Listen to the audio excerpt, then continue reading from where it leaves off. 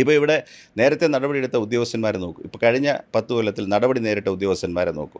Mister Senkumar തൊട്ട് ഇങ്ങോട്ടുള്ളത്, Jacob Thomas, P Vijayan, പോലീസിലുള്ള ആൾക്കാരുടെ കാര്യം ഞാൻ പറയുന്നത്. IAS അത്രയില്ല, പ്രശാന്ത്, ഇങ്ങനെയുള്ള ഉദ്യോഗസ്ഥർ നോക്കൂ. പിണറായി വിജയൻ നടപടിയെടുത്ത ഓരോ ഉദ്യോഗസ്ഥനും കൈക്കൂലി വാങ്ങിക്കാത്ത, ഓണസ്റ്റായിട്ടുള്ള, അവനവൻ്റെ സമ്പാദ്യം മാത്രമുള്ളവനും നേരായ കാര്യം ഫയലിലും പുറത്തും പറയുന്ന ആൾക്കാരെ മാത്രമാണ്.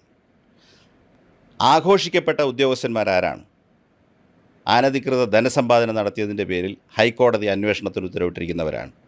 യാതൊരു നേരും നെറിയുമില്ലാതെ എല്ലാ ചട്ടങ്ങളും ലംഘിച്ചുകൊണ്ട് ഗവൺമെൻറ്റിൻ്റെ പൊളിറ്റിക്കൽ അജണ്ടയും സാമ്പത്തിക അജണ്ടയും മുന്നോട്ടെടുക്കാൻ സഹായിച്ചിട്ടുള്ളവരാണ്. അത് ഞാൻ പറയുന്നതിൽ എന്താ വിഷമം? ഇവിടെ ഇപ്പോൾ ഞാൻ ചോദിക്കട്ടെ, ഇവിടെ നടക്കുന്ന വളരെ ലളിതമായ കാര്യമാണ്. ശ്രീ പിണറായി വിജയന് അധികാരം നഷ്ടപ്പെട്ടിട്ടൊരു ജീവിതമില്ല. അദ്ദേഹം കേരളത്തിൻ്റെ സ്ഥിരം ഭരണാധികാരിയായി സ്വയം പ്രഖ്യാപിച്ചു കഴിഞ്ഞു. കൊട്ടാര സദൃശ്യമായ ക്ലിഫ് ഹൗസിലെ ജീവിതം ഈ നിമിഷം വരെ 10 വർഷം കൊണ്ട് ഏതാണ്ട് എൻ്റെ നോട്ടത്തിൽ ഒരു 120 കോടിയുടെ സ്വകാര്യ ചെലവുകൾ അദ്ദേഹം സർക്കാരിനെ കൊണ്ട് എടുപ്പിച്ചു കഴിഞ്ഞു. സ്വകാര്യ ചെലവെന്ന് ഞാൻ പറഞ്ഞാൽ ചിലത് അർഹതയുള്ളതാണ്, ചിലതല്ലാത്തതാണ്. ഇപ്പോൾ ക്ലിഫ് ഹൗസിൻ്റെ മോടി പിടിപ്പിക്കൽ തൊട്ട് സ്വന്തം മെഡിക്കൽ റീഇംബേഴ്സ്മെൻറ്റ് വരെയുള്ള ചിലവുകൾ കൂട്ടിയാൽ പിണറായിയുടെ ചിലവെന്ന് പറയുന്നത് 100-120 കോടിയാണ്.